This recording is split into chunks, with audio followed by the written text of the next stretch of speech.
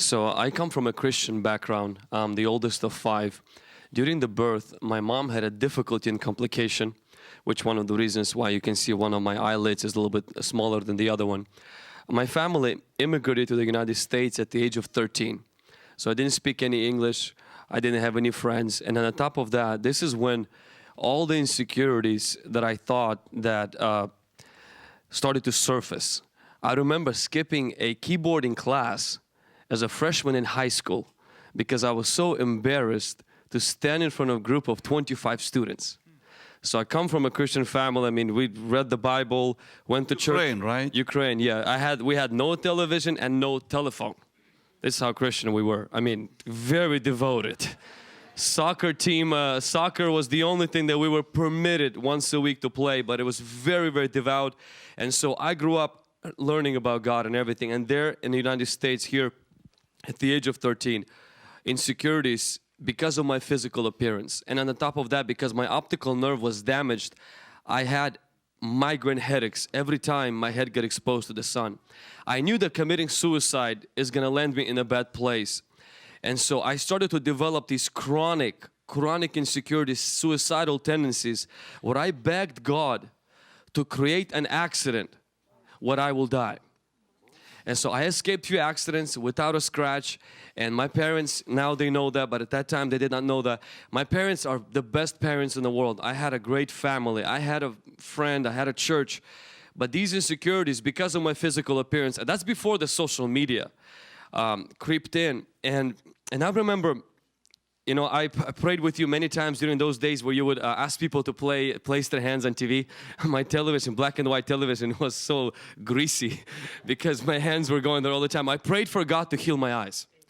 It wasn't because I have a problem with the vision. Out of 4 siblings and both parents, I'm the only guy without glasses.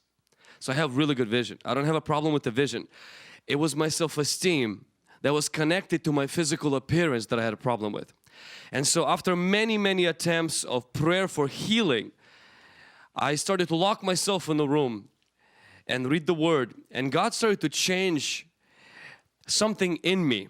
And He said this, He said, Adam felt ashamed of his body, not because he gained weight.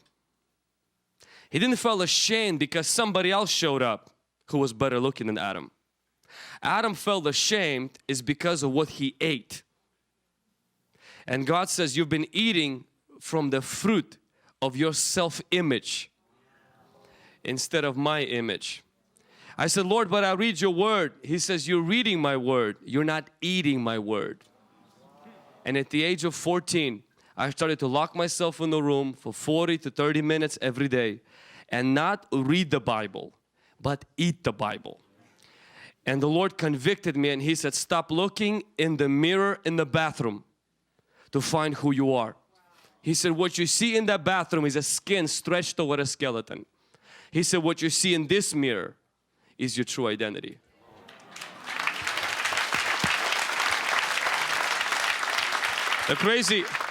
Pastor Benny, the crazy part, today I still have the same body. Yeah, but none of you are distracted with my eyes. And the reason why is because I'm not distracted. People don't ask me today, you know, what happened to you? Have you been through an accident? You know, what happened to you? Did you have a surgery or something? People no longer ask me of that, whereas before, that was the only question every person asked. They didn't even ask me my name. And when you're 13 and 14 and you're aware of something is wrong with you and people ask you about it, like that just hurts.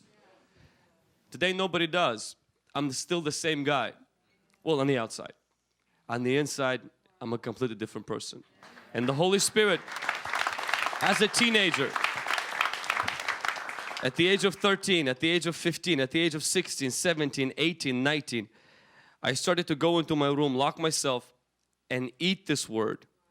And then I started to become aware, not of my physical appearance, but of His spiritual presence.